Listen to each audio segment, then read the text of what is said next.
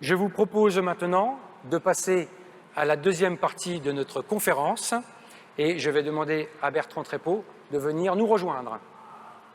Alors ce soir, nous allons parler champagne, nous allons parler œnotourisme et nous allons parler patrimoine mondial de l'humanité. Mais revenons à la candidature de la Champagne.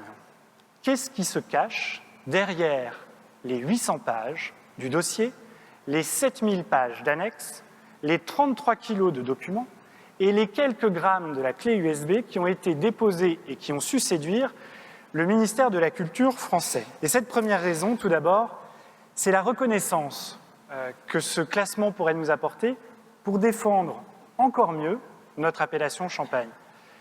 Vous le savez, il n'y a pas une année qui se passe sans qu'un nouveau produit qui sortait de l'imagination débordante d'un contrefacteur de tout poil quelque part sur la planète vienne se dire plus de champagne que le champagne. Alors, il y a le dentifrice, le parfum, les biscuits, les chocolats, enfin bref, mille et une horreurs qu'il faut tous les ans combattre. Et pour ça, le CIVC, avec l'aide de 70 cabinets d'avocats, traque ces utilisations frauduleuses tout autour de la planète. Alors il est certain que les usurpations ne s'arrêteront pas sur simple recommandation de l'UNESCO, mais en tout cas, ce sera un argument supplémentaire pour venir faire reconnaître notre territoire et sa fréquentation touristique a augmenté de moitié. Ce qui a marqué vraiment les esprits d'ailleurs, c'est un détail, mais c'est souvent dans les détails qu'on a les choses les plus efficaces. On a dû agrandir la gare. Je ne sais pas si on la voit sur l'image, je ne sais pas où elle est à Albi, mais on a dû agrandir la gare.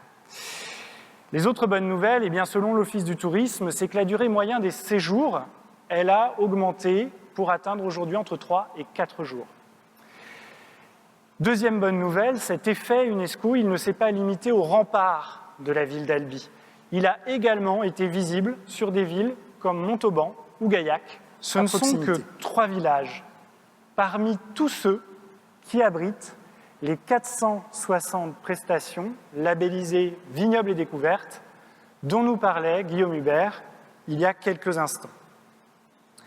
C'est sur ce formidable maillage de notre AOC et donc également de notre zone d'engagement que nous devons nous reposer demain pour proposer et pour garantir à nos visiteurs une offre touristique qui soit riche et de qualité. Il n'y a rien d'autre à inventer. Ce label est parfait pour profiter de l'effet de levier qu'on peut espérer avec l'inscription au patrimoine mondial de notre candidature. Bravo Bertrand.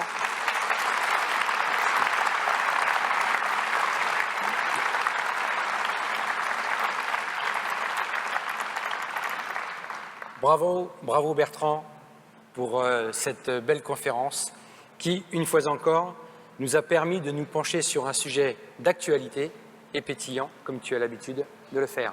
On peut encore l'applaudir. Merci à tous.